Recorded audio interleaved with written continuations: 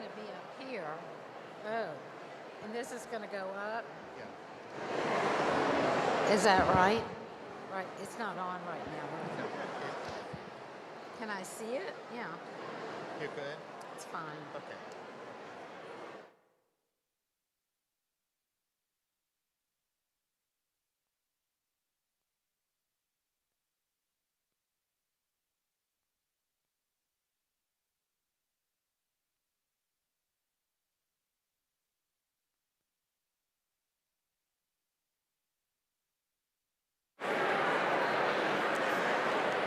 Welcome, everyone.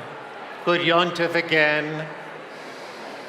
It is time to begin our Yom Kippur Symposium, so I invite you to take your seats as we prepare to welcome our four speakers to share with us this afternoon. The Yom Kippur Symposium is an annual treat for us to invite four people to share their personal words about their personal story, respond to the theme, What Judaism Means to Me. They have reflected, they've written carefully, and I'm so pleased and proud of each of them that they've come here today to share with us. The order of the program is written in the guide for today, and we'll welcome Miriam Friedman, Joel Bloom, Robert Leventhal, and Ken Magidson in that order. So as others come into the room, let's give them our undivided attention as well as our thanks for their personal words and contributions to the meaning of this day.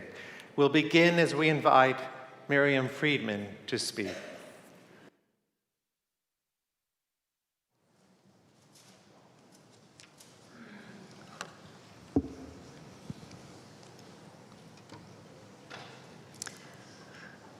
The last time I spoke with my father, I was in Nacogdoches, Texas, visiting my aunt and uncle, Esther and Sam Levy. Daddy called me to tell me my little brother Herbie had a date that day, and they'd all gone swimming, and that he missed counting my freckles popping out in the sunshine. He mentioned his toe was giving him trouble, and then he said, "See you tomorrow." The next day, I took the train back to Houston. When I arrived, I saw, standing on the platform, my father's two sisters, Aunt Mamie Kalman, Aunt Rose Tyrus, and my little brother. I loved my two aunts, but I wasn't expecting them. They told me Daddy was sick, so they came to pick me up. I began to cry, and Aunt Rose said, "Don't cry, you'll make us cry." Herbie and I sat in the back seat. "I brought you a present," I told him. He looked down, shook his head, "No." "You're really gonna like it." Another silent no. Something was wrong. We turned off Ennis Street onto Wichita. There was an ambulance in our driveway. Probably my heart stopped. I remember getting out of the car and Mama running out of the house, catching Herbie and me on the grass on a little slope of the front yard I thought of as a hill. I could see people on the screen porch and the small lumbago bush with blue flowers by the front steps. Together we fell on the grassy slope. "He tried so hard to live," Mama said. "He tried to wait for you. He loved you both so much." The year was 1952. Daddy was 40, Mama was 34, I was 9, Herbie was 5. Philip Kalman had succumbed to the ravages of uncontrollable type 1 diabetes. That day lives in my memory as crystal clear as if it were yesterday, a moment of being as solid as brick. If you were to drive by 3007 Wichita, you wouldn't see a hill. It didn't disappear because of climate change. It was just so slight, but to me it was a hill I loved to climb up and roll down onto the sidewalk. Rabbi Malev conducted the funeral, but Herbie and I didn't go. Mama thought that was best, and maybe she was right. Family and friends came in droves every night. We had a huge Kalman and Pepper family on my father's side and Levy's on Mama's. They were at all the minions each night. One night, Cantor Wagner took me for a walk. We walked up Ennis across Rosedale toward Sutton Elementary. He told me to think of my daddy as up in the sky watching over us. He's watching over us now. He knows you miss him, and he will always watch over you. I looked up at the sky, and I thought that was better than nothing, but not exactly what I'd wanted. Remember, I was only 9, nearly 10. Loss became my new normal. Expectation of good, a curse. I went back to Sutton, 5th grade, feeling different from others, frightened. Herbie started 1st grade. Mama taught Beth Israel. I thought we were doing pretty well until Mama started dating. That's a weird feeling. Then a man turned up in our living room several times. I hated him on sight. He was a widower with 3 sons, 7, 5, and an infant. We went to their house for the baby's 1st birthday, my soon-to-be brother Steve, who lay in his crib covered with chicken pox. His mother had died when he was 2 months old. Frances Levy Kalman and Meyer Rose married 3 months later, despite my pleading for her not to do this, to me, to us, to our family. Herbie was thrilled. He inherited 2 new brothers his age he could play with. The first morning we all lived in the same house, I woke up and wandered into the kitchen. I was almost 13 by then, and the scene I encountered is another moment imprinted on my soul. Mama was cooking, feeding the baby in the high chair, putting food on the table. My brother and those 2 other boys were wrestling on the floor. I don't think she saw me standing there in shock amidst the chaos, clatter, shouting, food everywhere, and noise, noise, noise. I ran back to my room and shut the door, filled with a new realization. Now I lost my father, my mother, and my own brother with whom I'd played all our lives. Even my grandmother, who had shared my room, had escaped to the Jewish home. Johnston Junior High saved me. New friends and old, some I still know and love today. My extended family of aunts and uncles provided ballast as I tumbled in the turbulence of a new normal. Once when Mom and I were alone in the car, I begged her, please, let's just leave. I hate him and his kids. How can I leave? She said. What would become of little Stevie? We can take him with us, I proposed, knowing I was defeated. And then came Joe, my 5th brother. Chaos prevailed. But of course, I learned to love at least the 2 babies. The rest would come later. Meanwhile, the term blended family wasn't even a concept back then. I felt more alone than ever, never imagining what it was like for all those boys who'd lost a parent too. San Jacinto High saved me again, and then a summer job at Allen's Shoe Store in downtown Houston. When I walked into Allen's to apply, Bobby Friedman looked up at me from the staircase below. As I recognized him from the old neighborhood and all 3 of our schools, I thought, goody, finally I'm going to have a boyfriend. I was not quite 15. Bobby was 16. Years later, he told me that when he saw me walk in, he thought, she's the one. I need look no further. We were together for 3 years, b'shert. We never argued, never doubted one another. We went to all the BBYO parties, and when he started U of H, we went to all their basketball games. We planned our life.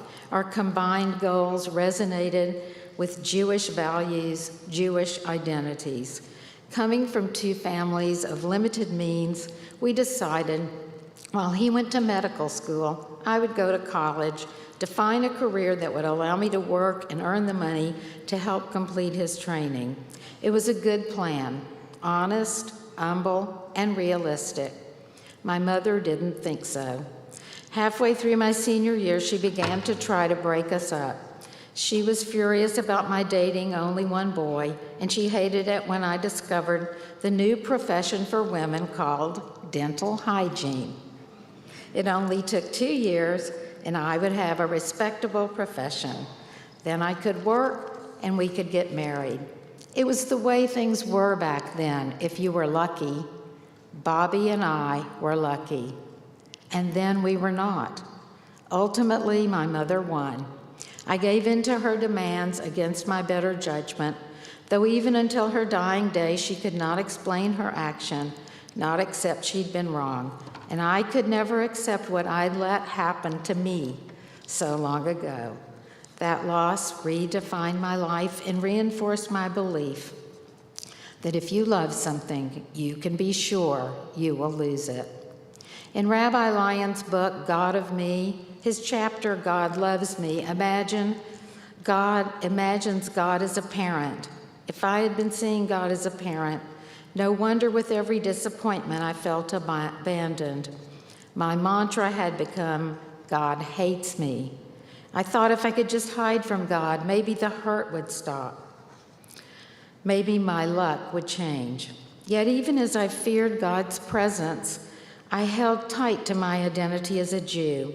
I married a man for whom I was totally unsuited, and though our marriage struggled through the years, we maintained a Jewish home and family life. Once recently, while writing a play, I heard a character say, "In a bad marriage, even the good times are bad. In a good marriage, even the bad times are good." How'd she know that, I wondered. Nevertheless, my children, Peppy Harris Witcher and Earl Kalman Harris, demonstrate in their own lives our success together as parents. I take pride in watching them weave the lessons of their own lives into good parenting and marriage skills. After 40 years of struggling against every challenge, trudging up those hills, tumbling down, splattering my disappointments onto harsh pavement, I realized the challenges weren't so steep after all. I could have walked up those hills without breathing hard. I could have walked down them, standing proudly upright. I didn't have to crash into the cement with every challenge. I could have made softer landings. Real personal growth began when I chose to leave dental hygiene as a career, return to college to expand my understanding of the world. I arrived with 2 questions. First, how do people know how to live in this world? How do people create a place for themselves? And second, what is courage if you're a woman? Those questions became the quest that led me to literary studies, biography and memoir, and women's studies through life stories. In the course of my journey, one of my goals was to discover a lost woman writer and bring her back to life. Even as I say those words, I wonder, was I looking for myself? Although Claire Myers Owens wasn't Jewish, her spiritual quest led me to my own and opened me to the universality of all spirituality. My research led me to become a leader in the National Women's Studies Association and chair of their Jewish caucus for 8 years, with a new intellectual connection to Judaism. I finished my doctorate when I was 55 years old. As others looked forward to retirement, I contemplated tenure and publications. As others wound down, I sped up. I moved to Fort Worth and began a new teaching career as a tenured professor in an English department I enjoyed and respected. And here I began to believe in my own self, my power to sustain a positive existence. It was time to call Bobby. He'd had his own set of struggles as a result of our breakup. Our youth was gone, but this time our wisdom saved us. We've been blessed, lucky. Bobby and I together have created our own blended family at a time when blended is a recognizable term. We're learning to celebrate even those occasional moments of regret and self-recrimination as gifts we can relive and resolve together. We have lived to find the words to articulate our pain and loss, to take responsibility for the hills we saw as insurmountable, to rediscover faith in our love for one another. Not long after we got together, my son Earl needed heart surgery for a defective aortic valve discovered the year he turned 30. Bobby brought his expertise as a doctor to support. Each night, Bobby would call Earl and help him manage his pain medications in an effective and safe way.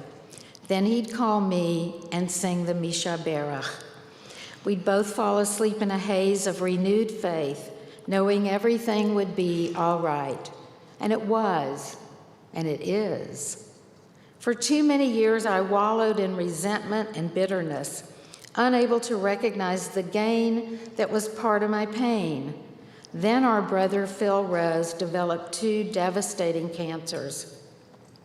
Elliot, Herb, Steve, Joe, and I, and all of our spouses pulled together as our individual love for Phil and one another erupted in support. Perhaps we hadn't realized how strong our childhood bonds had grown. At least I hadn't. Losing one of us, one of my 5 brothers I'd so resented in my youth, gave me a new appreciation of the gift of this large, messy, chaotic, noisy, but loving family. Now we are more than a blend, we're a merger. We've cried together, but more importantly, we dance, celebrate our children's and grandchildren's mitzvahs, and we laugh. Laughter, I believe, is God's reward for living through the hard times. Over the years, I've come to understand that in order for God to love us, we have to love ourselves. If we are created in God's image, then loving ourselves is the equivalent of loving God. Today is my birthday. You can put away your calculators. It's my 75th year on this planet. And in the words of Octavio Paz, I am not finished with myself yet. I stand here now and can say, God, I'm not hiding from you anymore. Hineni, I am here. As for Mama, we always stayed close, always loved each other. We talked and visited frequently. We took pride and pleasure in my children and all of her grandchildren. And she loved to celebrate her boys become men, all professionals, and she called them good citizens. Still, we argued about how she'd interfered with my life, how hard I struggled to right that wrong. But we never abandoned one another. And now, 14 years after her death, I still want to call her up and kvel over my grandkids, tell her all the funny stories she'd have loved hearing. As Mama grew older, she began to think a lot about death. After several mini strokes, she would call and ask, is Aunt Mamie still alive? No. Aunt Rose?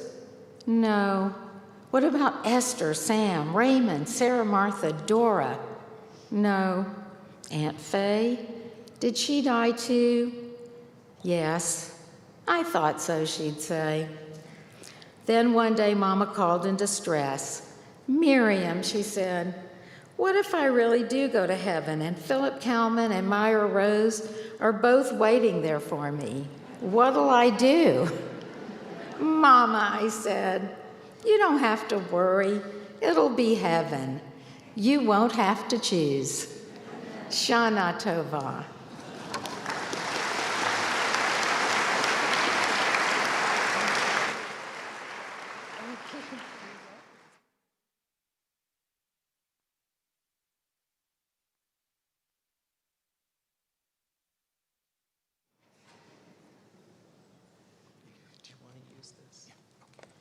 Where the other one is. I don't either. I'm sorry. Okay, I'm ready. Okay.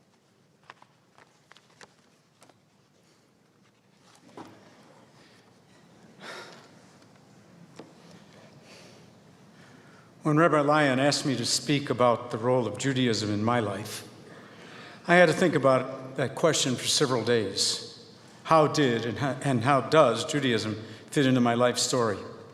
I have been related to high-level athletics all of my life as an athlete, coach, and sports medicine professional.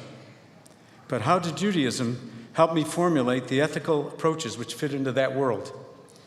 As I was preparing for my bar mitzvah, I also began learning the game of tennis, and that began to take precedence over most everything.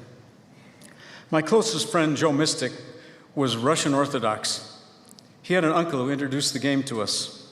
Whitey, as Joe was known, and I would spend hours on the court, and between bar mitzvah prep and hitting the tennis ball, my life was exciting. While preparing for my big day, I became interested in the synagogue choir. I was also chanting my Torah portion and Haftorah, and the liturgy inspired me. Tennis did not go by the wayside. I practiced almost religiously as I began attending yeshiva. I was 14 and very drawn to the cantorial role. It was there at this point that the first conflict of my worlds hit. One afternoon, we were studying about God instructing Moses to use his staff to find water in the desert. I decided that Moses had knowledge of landforms and could find water by using his staff to test the sand. I expressed my thinking, and Rabbi Silver went nuts. He rose out of his chair, turned red in the face, and screamed at me, "Out, out, out!" He also demanded that my father meet with us. My dad, who was a very introspective man, listened respectively, said we would get back to him. He then took me to our own rabbi, who explained that I had to evaluate how much Judaism meant to me. I reflected that I could not follow the Orthodox program the yeshiva required, and I was really unhappy there, but comfortable in our synagogue. My dad asked me what I wanted to do, and all he could say was play tennis. As high school began, Whitey and I started to play tournaments in Chicago, and eventually the United States Junior Clay Courts. We remained the closest of friends, teaming with each other in other tournaments. All along, I sang in the synagogue choir and also with the high school choir. The school choir sang religious chorale music, as well as some Hebrew songs and prayers as part of many concerts. One day, cantor leaving of our synagogue was lamenting that our little choir was inadequate for what he wanted to do for the High Holy Days, and I asked him to listen to a recording of V'Shamru. He asked how many Jewish kids there were in the choir, and I said about 30. He asked us to audition. That led to a regular Shabbat and High Holy Day schedule, which lasted until he retired and most of us were college sophomores. Starting college, I was the only Jewish athlete for a long time and experienced my first anti-Semitic challenge, not from fellow athletes, but from an assigned roommate. He and his friends were vicious in their taunting, and because of my own convictions, I chose to ignore their bullying. They pushed the issue, and finally I had to ask advice from the dorm parent. I began rooming with another fellow who was religious in his own way, and we had many open discussions. We were given a job running the front desk in the dorm, and the bully and his buddies never confronted me again. Classwork and athletics filled my days. One Shabbat, I decided to attend Hillel. A professor was leading the service. We began reading L'chad Odi, and I just began to sing. He stopped the reading and asked me to lead the group in prayer. They were happy to have me lead, and it soon became a regular gig when I was not traveling. Once again, Judaism entered my life. This same professor asked me what I wanted to do with my career, and when I told him, he said, "What kind of a career is that for a Jewish boy?" Eventually, I had to decide what to do with my life post-college. I knew that tennis would be part of it, but it turned out to be not the whole purpose. One night, while in Chicago, I was driving home along Lake Michigan and noticed that the moon was shining directly on a large rock near the shore, but not illuminating the area around it. I parked the car, walked onto the beach, and climbed the rock. I know this sounds fictional, but it was very real. A stiff breeze picked up and blew directly at the rock. It seemed that it was there and nowhere else, just like the moonlight. I remember staring at the water and began to see images of me addressing a large group of people and instructing them in something or another. I became very animated and stood on the rock. The wind ceased, and the moon seemed to flare away from the rock, now shining on the entire beach around me. I did not understand what had just occurred. So I drove directly to visit Whitey to tell him what I had experienced and the feeling that happened. He looked at me suspiciously and jokingly said, "God sent you a message." I forgot about it and returned to campus. I had a very successful year, played in the conference finals, achieved my degree in pre-med and physical education with a minor in biology, and then was offered an internship with the Chicago Bears of the National Football League. This turned into a 3-year residency. NIU asked me to return and coach the tennis team while studying for my master's. While studying for this degree, I met Peggy Katz, who would become my wife of 32 years. She was Jewish and everything fit. Whitey had married a Jewish girl, his high school sweetheart, and he was my best man. Of course, my parents and sister were thrilled. We moved to Kalamazoo, Michigan, and began the academic life of a university instructor and athletic trainer. We found a small congregation, and one Shabbat, the rabbi asked if anyone could sound the shofar. I volunteered, and once again, Judaism returned to my life. After 3 years, an opportunity was offered by the University of Wisconsin to study for my doctorate, and we moved to Madison to study sport performance. In 1969, the University of Houston recruited me to teach human anatomy and sport biomechanics. We had 2 sons, and 8 years later, Peggy was diagnosed with thyroid cancer and underwent surgery to remove the gland. It evolved that she had been radiated as a child for the removal of her tonsils in a military medical experiment when she was 11. Her dad was a survivor of the Battle of the Bulge in World War II and believed in military medical research. She was one of 50,000 treated in this program. We received notification that she needed to come to Chicago for assessment. She was diagnosed with advanced thyroid cancer, and an operation and treatment followed. She was in remission when a lump appeared in one of her breasts. She had fallen skiing, and it was misdiagnosed as a severe bruising. The second opinion proved that there was malignancy in both breasts. Chemo and radiation followed. It was while she was in the hospital that another encounter with Judaism occurred. I was outside of her room, feeling very angry with God that she was lying there, perhaps dying, while the homeless man that I had seen sleeping on a bench that afternoon got up and just walked away. Why was she afflicted and he was not? Really disturbed me. Rabbi Karp visited and we talked. As he was leaving, I mentioned my feelings and he said, "I only wish to God what you wish for yourself." When he was gone, I felt that his words were not helpful and I was still angry. It took many years to understand what he meant. Not long after that, she went into remission and seemed to be healthy. As life moves forward, grandparents begin to age, and funerals become part of a family. Her parents lived in a town that did not have a congregation, and they had to travel 30-some miles for services. My then father-in-law knew of my early life training and asked me to officiate at his father's service. So I went to Cantor Gerber for advice, even to see if it was allowable that a layperson could conduct the service. He gave me an outline and a prayer book, and I proceeded to fulfill my father-in-law's wish. That following year, I was playing in a tournament and thought I had injured my knee. It turned out to be my hip, resultant from a car hitting me when I was 15. I ended up being a candidate for an experimental titanium implant being created by NASA.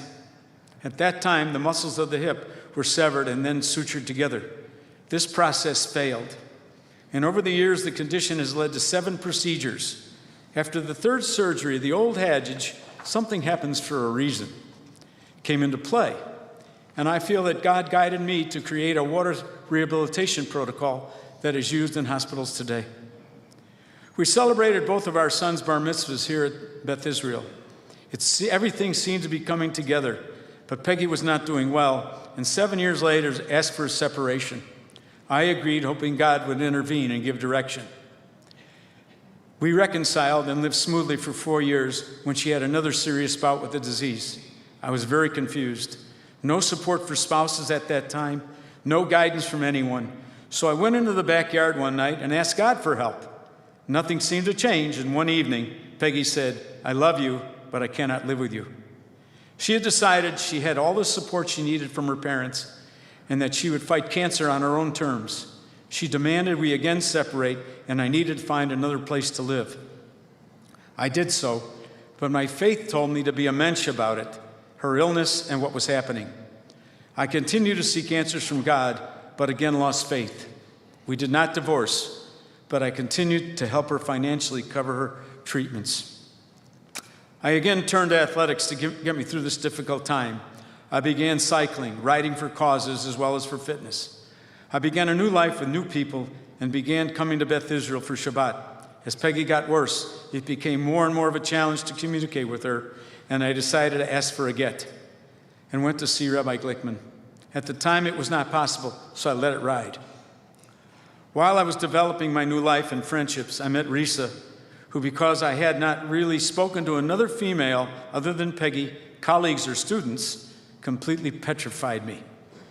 A close friend of hers encouraged me to speak to her, and when I finally did, my whole perspective changed. The story of our romance began that way. Peggy was still struggling with cancer and getting worse. We were not talking, and were still technically married.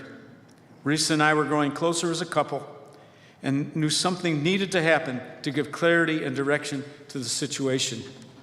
Rabbi Lyon was then an assistant rabbi, and I decided to have him meet Risa and give us both guidance. He understood my position immediately and told us both to keep believing in each other and God. In August of 1999, Peggy succumbed to stage 4 cancer, and I asked to attend the funeral. I was no longer considered and regarded as a family member by her parents and sat with the congregation at her service. My sons were my greatest support, and her siblings treated me well. Returning to Houston, Risa and I discussed that we definitely wanted a future together, but how to begin that road was a serious question. Rabbi Lyon was again there for us. He told us we had to wait a period of time before we could go further our plans, and that we should attend the basic Judaism classes together. Judaism returned into my life again, and she became a student. She has an American Indian heritage, and when we finally married, the ceremony contained both traditions. Whitey was our best man.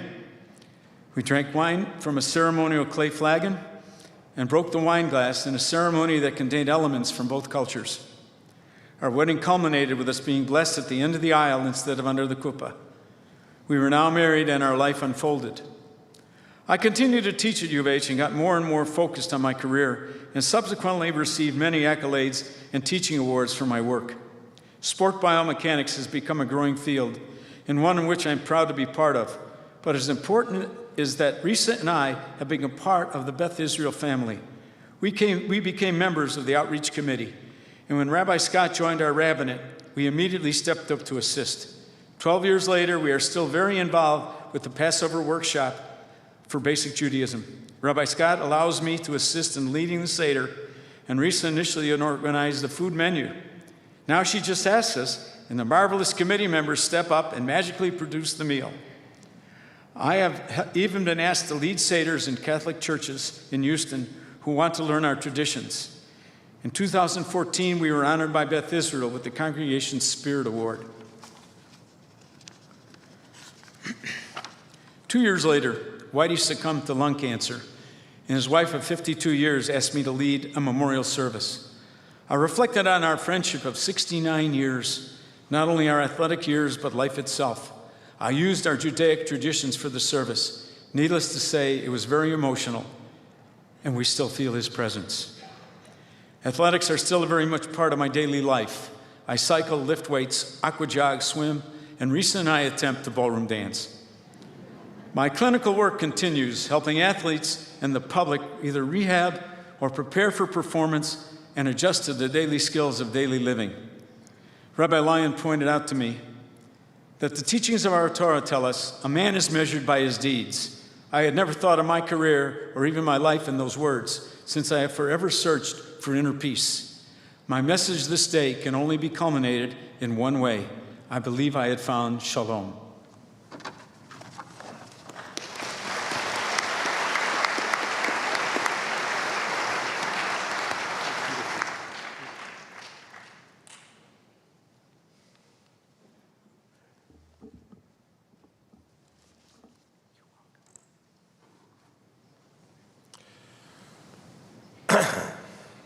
Several years ago, after I had a thoracotomy for stage 4 melanoma, Rabbi Lyon asked me to speak at the Yom Kippur Symposium. I respectfully and good conscience declined. This time, when he was nice enough to ask me and to repeat the invitation, Tara, who is my great influence and my daughter, in no uncertain terms told me that I would speak and she would prefer that my speech would make people cry because year after year she has enjoyed those types of speeches. Thankfully, I have nothing to relate that would cause tears. Although, like other families, we have had our share of sadness and heartbreak. If not tears, my daughter said, "You better be charming." Well, that's not exactly my forte either. In thinking about what I could and would say, I realized that there were 4 women who have contributed to my religious strength during good times and bad. I am a native Houstonian, born at St. Joseph's Hospital, the only maternity hospital in Houston at that time, on the same day that my doppelganger and friend Don Aaron was born. My family lived in Bel Air, and I can remember my whole family sleeping in the living room after my parents had purchased a window unit. But I do not remember anything specific about attending religious school at the old temple. Clearly at the time, air conditioning was of a greater import in my world than my Jewish education. I knew I was Jewish, my family was Jewish, and most of my parents' friends were Beth Israel Jewish. My family moved to Wharton, Texas when I was 11 years old. It was a small city with a much smaller Jewish population, but there was a conservative Orthodox congregation that my family did not join because we were Reform and proud of it. When I say Reform, I mean Hanukkah bush, minimal Hebrew, and token observance of Jewish holidays. My dad could not have cared less, but my mother was going to make certain that I would be confirmed at Beth Israel just as she had been. My mom, who helped mold my Jewish identity, would schlep me to Houston every Saturday morning until I was confirmed. My parents did not discuss bar mitzvah with me, and I never had one, which has at times made me feel like a second-class Jew. Maybe at 83. My maternal grandmother, Joanna Schwartz-Leon, we called her Mama Jo, lived with us. She observed every Jewish occasion by going to her room to pray and/or light candles. She was an amazing woman who lost her husband, Robert Leon, when my mom was 10 years old. He died, leaving my grandmother with 3 children, my mother, her younger brother Adolph, and her younger sister Maxine. He had owned a piece of property in downtown Houston, which was used as a parking lot. And my mom, at that age of 10, worked there parking cars, sneaking cigarette smokes in the back seat of some of the cars. My grandmother, who was a major force in my life, loved one thing in this world, and that was me. My dad instilled in me a sense of hard work and honesty, and he strongly believed in a man's word was his bond. He was Jewish but not observant. He loved me deeply but was very reserved, especially with outward expression of emotion. No problem, my Mama Jo and my mom made up for all of that. Still, other than high holy days and schlepping into Houston for Saturday school, I had no other strong Jewish influence. Wharton was a typical small Texas town in that our schools were segregated and most people didn't know or particularly like Jews. I played sports and chased girls, and that was all I really cared about. I do recall that one kid called me a dirty Jew at football practice, and that embarrassed me, but I did not respond. One of my girlfriend's father was president of the bank in Wharton, and he had never had a Jew in his home. He did, however, manage to take Jewish deposits. My parents were not invited to join the country club because of their religion, and my dad never forgave them. He and I would drive 30 miles to New Gulf, Texas, where we played golf on the Texas Gulf Sulphur golf course every Sunday morning. I graduated from Wharton High School in 1963, number 2 in a class of 100. I left Wharton to attend the University of Texas in Austin, where my individual classes would be more than 100. For sorority and fraternity rush, all the students went to Gregory Gymnasium, where Jews were rounded up to go through a separate Jewish rush, and everyone else went through main rush. I thought this was weird, but did not question it, nor grasp the underlying symbolism. I wonder how this would register on the politically correct scale today. My social circle, at that time, so now I got religion, right? No, I didn't. I did go join a Jewish fraternity, Phi Sigma Delta, and loved it. My entire social circle was now primarily Jewish, but I had little or no involvement in the practice of Judaism. I met the most fantastic Jewish girl. I had never had a date with a Jewish girl until I went to Austin. This girl was not just beautiful, but she had razor lips and was tough as nails. She was fantastic. We dated for about 6 weeks, and the rest of the 5 years we were together, we fought like cats and dogs. Our kids would tell you that things haven't changed. She was religious, I wasn't. She knew what she wanted, and I had no clue other than I wanted to be a surgeon. I never went to class if the class was before 11 a.m. I was probably the last person in Texas to be accepted to medical school. My acceptance hinged on my agreeing to transfer to the new medical school in San Antonio when it was completed. I attended the medical branch in Galveston for my first 2 years. I joined a Jewish medical fraternity. I decided I better start studying.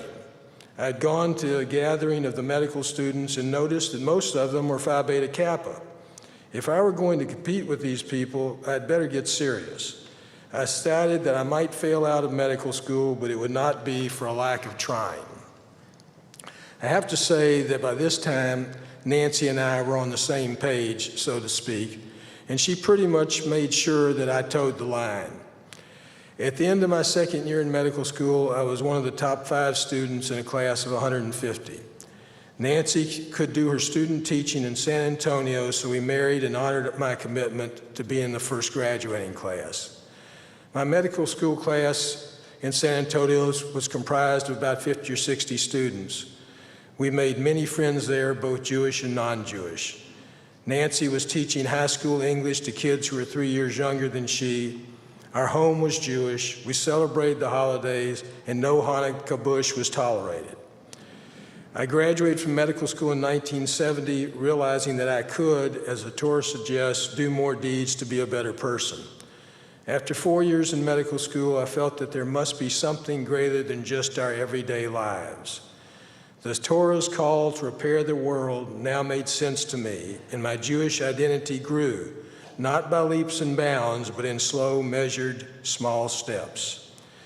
As president of the first graduating class at the University of Texas Medical School in San Antonio, I spoke during commencement, as did Ralph Yarborough, the Democratic senator from Texas. Even then, it was becoming obvious that our healthcare system was inadequate and our country would have to fix it. That worked out well, didn't it? I spoke against President Johnson's mandated medical delivery for seniors program because I feared government involvement in medical treatment decisions. Despite our government's denials, my fears have proven to be true. We left Texas for Los Angeles, where I'd been accepted to a surgery internship at University of California, Los Angeles. We were excited and enthusiastic about this gigantic step. As an intern, I can remember endless hours of surgery, followed by more endless hours of hospital rounds and very little sleep. UCLA utilized the Johns Hopkins system, which meant that the house staff, interns and residents, were on call for their patients 24 hours a day, 7 days a week. It was grueling and inhumane system, but it made the priorities crystal clear. The doctor was responsible for his or her patients at all times. In late spring, I was sent a letter from the Wharton Draft Board that I was being inducted into the Army. I could complete my internship, but immediately after would be stationed at Fort Hood, Texas, as a captain and a general medical officer. Our oldest son, Rhett and Jared, were born 1 year apart during my 2 years of active duty. Nancy's rabbi from Austin came to Temple, Texas, where we lived, to give them their Hebrew names.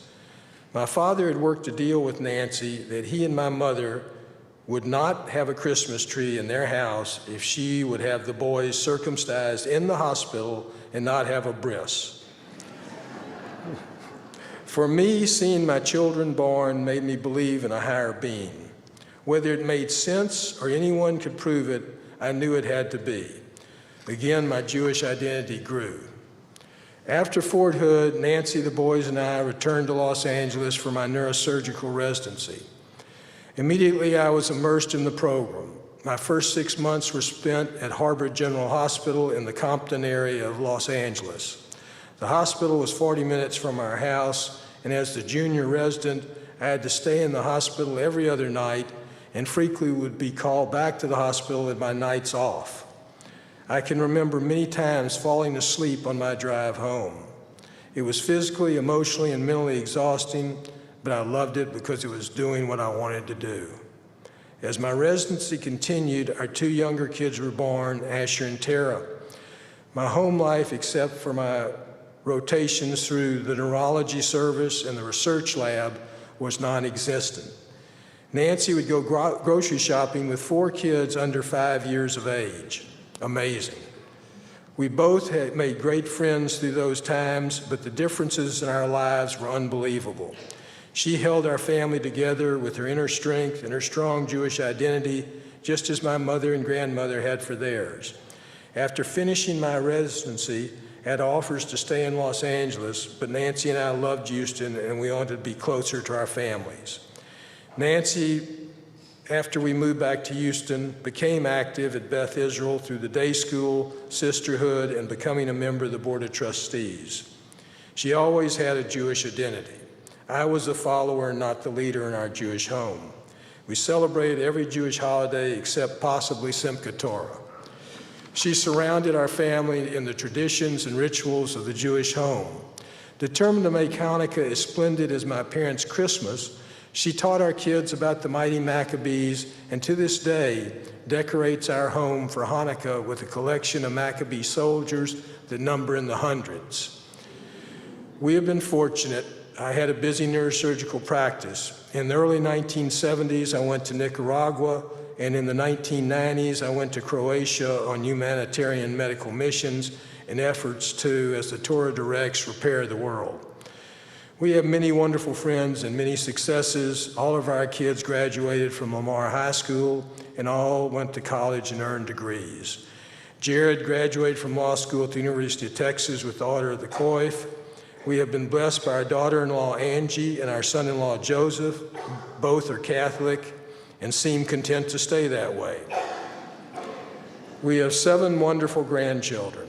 Our firstborn grandchild, Parker, was born 16 years ago with hydrocephalus. At an age of 6 weeks, he needed a shunt, and he will require one for the rest of his life. Okay?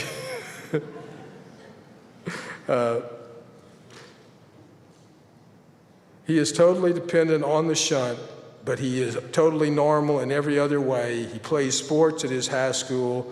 Parker identifies himself as Jewish. Rhett's second son, Pierce, plays every sport, but excels at baseball, and as a left-handed pitcher, plays on many premier teams. He presently identifies with no religion. Nancy, however, continually reports to him from the website Daily Jewish Baseball. Jared's 2 oldest daughters, Chandler and Kendall, aside from being beautiful and smart, have both been bat mitzvahed here at Beth Israel. Kendall is also a talented athlete. They have fulfilled my hopes and expectations. Today, their mom, Angie, is taking Hebrew lessons from Deb Usick, so who knows? Jared's youngest daughter, Rainey, is unique, and at 8 years old, going on 20, easily wraps me around her little finger. She is the 5th fierce woman to influence me after Mama Jo, my mother, Nancy, and my daughter Tara, who is the director of admission here at the Schlenker School. Tara's two boys, Martin and Jonah, are students at Schlenker and are grounded in their Jewish traditions and identity. They are so comfortable being Jewish that recently at their other grandparents' Polish Catholic church, they gleefully and loudly sang Shabbat Shalom. Our youngest son, Asher, has been estranged from us for the last 4 years. He had a successful surgical supply company and now teaches science to middle school students in Marshall, Texas. We are talking now, and I pray that this new communication will continue. 2 of my sons have had major medical problems in 2012 and 2013. Rhett, who directly manages 35 financial advisors and supervises 135 licensed bankers, as an executive director for J.P. Morgan Securities, suffered a ruptured diverticulum that required emergency surgery and a colostomy bag. He lived his life, and during that 6 months he required the bag, he never complained. Jared, who has his own law firm, Leventhal Wilkins, has been recognized as a super lawyer by Texas Monthly. At 39, he developed a bowel obstruction from colon cancer, which spread to his liver. I'm so pleased to say that he is cancer-free from after major liver and colon surgery and chemotherapy. Like Rhett, he never complained, he accepted his situation, and he fought. My mother passed away in July of 2010, which was a major loss to our family. My dad had died in 1980, and I never ceased to miss him. Nan's dad suffered from Alzheimer's disease and her mother from dementia. Both have passed away and are sorely missed. Nancy remains healthy, which makes sense since she abhors any activity that causes one to sweat, other than Pilates. She would love to return to full-time cigarettes, but only smokes at Etheria Hair Salon twice a week. She is the rock of my life, the love of my heart and soul, and the center of our family. I developed metastatic melanoma, which spread to my lung in 2006. About every 4 years, I get a tumor recurrence, but have been lucky, and the tumors have been in areas that are amenable to surgical resection. MD Anderson continues to be a beacon of light and hope to me as well as others. Despite the fact that we are all so different, yet so alike, we face different trials and tribulations and have different successes and failures. I do not see myself as a cancer survivor. I will not let cancer define me. I realize from my cancer and from my patients who have malignant brain tumors that death is something we all face. When and where are the only questions. There are 2 days one should never worry about, yesterday and tomorrow, and I try to live every day and try to do good deeds, which is what the Torah asks of us. The Jewish family is based on the interaction of all its members, but the framework is a Jewish home, its rituals and customs. Through writing this speech, I realize that my family has given me strength to fight adversities throughout my life. Judaism binds my family from generation to generation. It is the underlying material of the fabric of my life. Lashana Tova.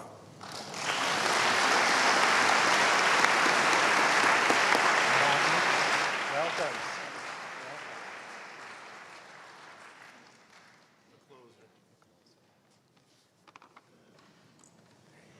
Thank you.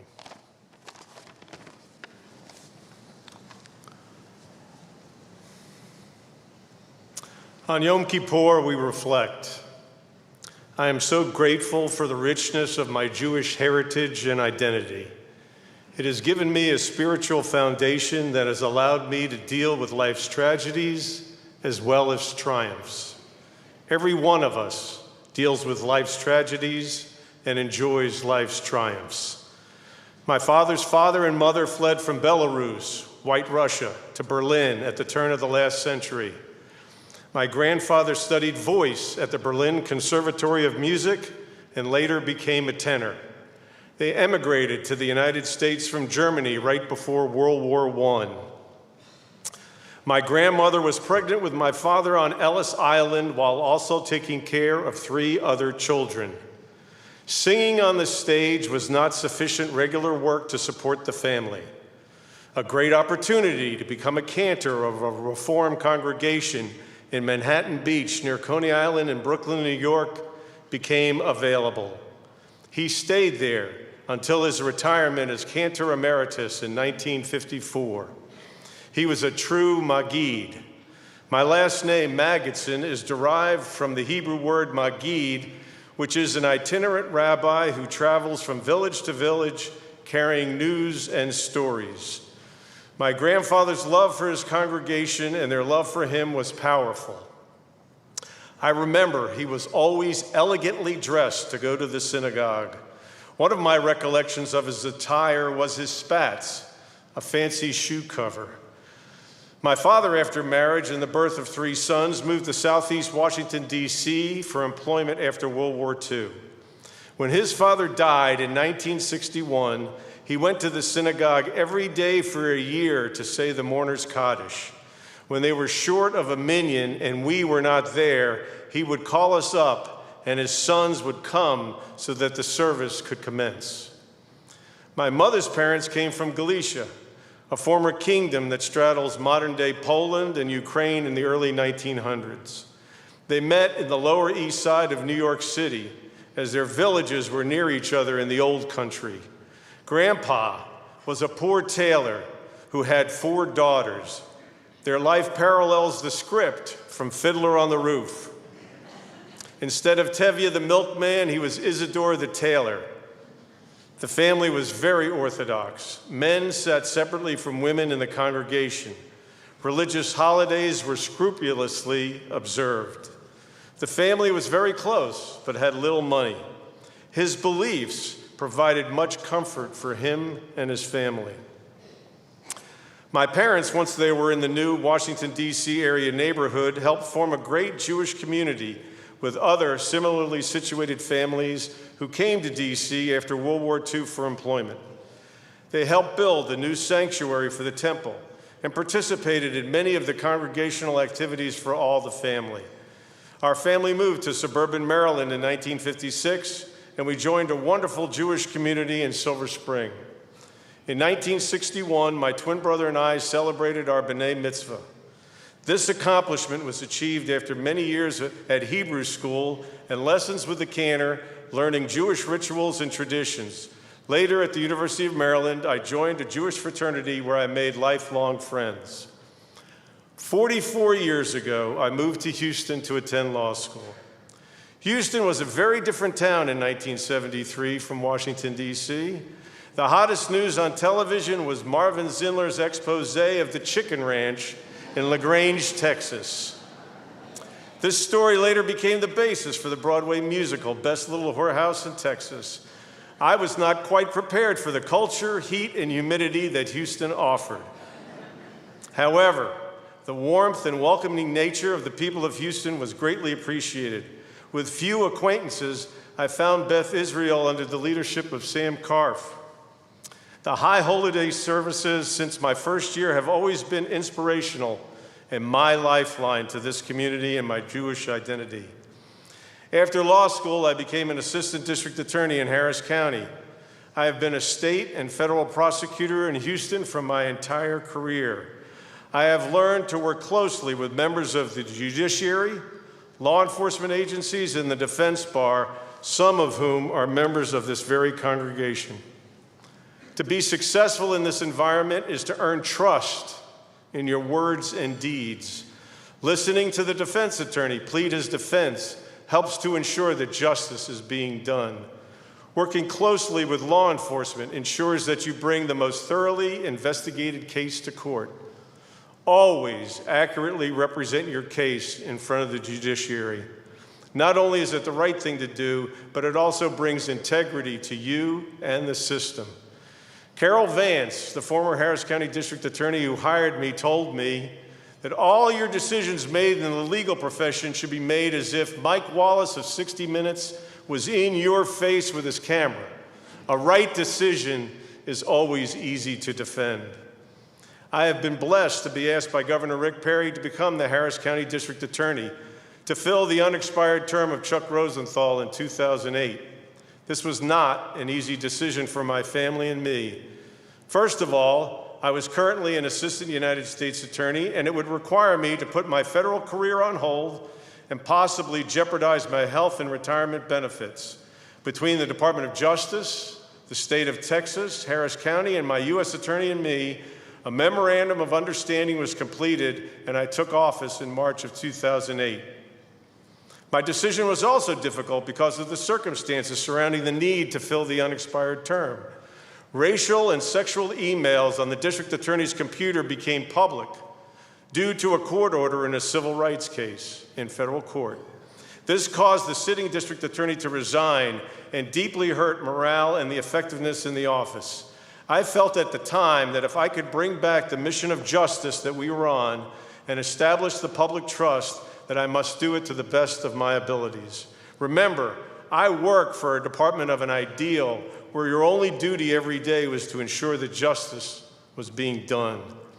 The enthusiastic welcome and the tremendous response by the office to our rededication to our core mission of justice made me proud to take on this responsibility. In 2011, upon nomination of the President of the United States, Barack Obama, and the consent of the Senate, I was sworn in as the 22nd United States Attorney for the Southern District of Texas. This judicial district not only encompasses the entire Houston metropolitan area, but also includes all of South Texas, from Laredo to Brownsville. I lost my place. And up the coast to Galveston.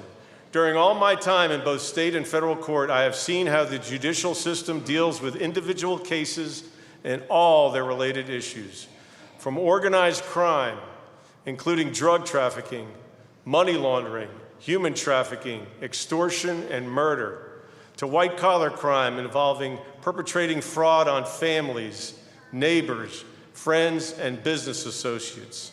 Having to balance my public duties and family life was difficult.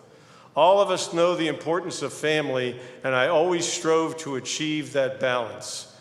With federal courtrooms all over South Texas and the largest criminal docket in the United States, my time and what I did with it was crucial in living as balanced a life as I could. On March 10th, 2017, a Friday afternoon at around 3:30 p.m., I received a call from a close friend who was an attorney. She said, "Are you watching CNN?" I answered, "No." She said, "I think you've been fired." I said, "That couldn't be. No one has contacted me." She said, "Turn on CNN." So I did. The story was gone. However, I looked it up on the internet, and there it was. The President of the United States had asked for all 39 presidentially appointed United States attorneys to resign that day by midnight. It was from a press release from the Department of Justice. I called the Executive Office of the United States Attorneys, our administrative arm in D.C., and I spoke to the director, who apologetically said it was true and that the acting Deputy Attorney General was on the phone right now calling the affected United States attorneys. Knowing that the administration would be making changes at the time of the election, I had already planned on April 30th, 2017 as the date I was going to resign, but I hadn't publicly announced it. Each administration handles their resignations of appointees differently. However, the abruptness of the decision and its timing made me vulnerable to lost benefits. Dealing with bureaucracy is never easy, even for those inside the system. I found persistence to be a great asset. Eventually, everything worked out. By the way, I received that phone call at 7:30 p.m. that night while at dinner with my family. I have seen firsthand the failure of human beings. However, what my Jewish heritage has taught me is that there is hopefulness and redemption in all our lives. In every case I have prosecuted, there has been a moment of truth for those about to commit a crime. Should I say something to someone or close my eyes and join in thinking I can rationalize my conduct? To honor the ideal of justice on a daily basis has allowed me to bring into practice many of our Jewish tenets. Judaism has helped shape my beliefs in what is right and what is wrong.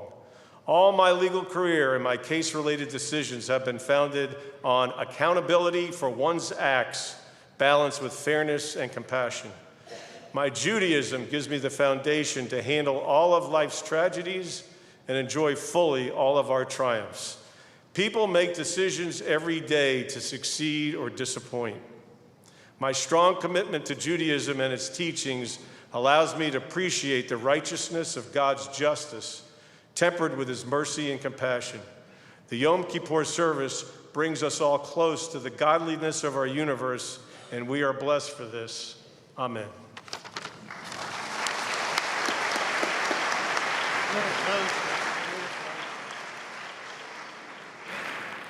Friends, a round of applause for all of our speakers.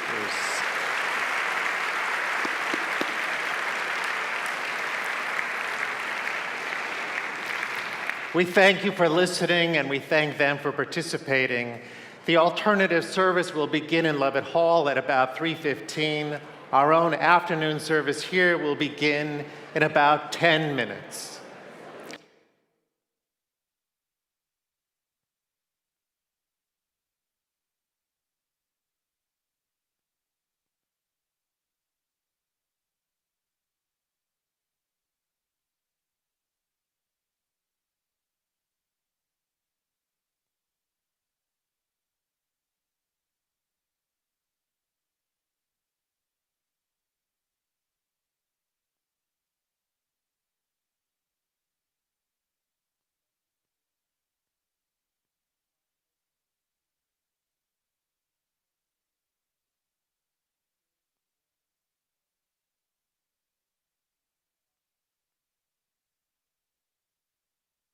Israel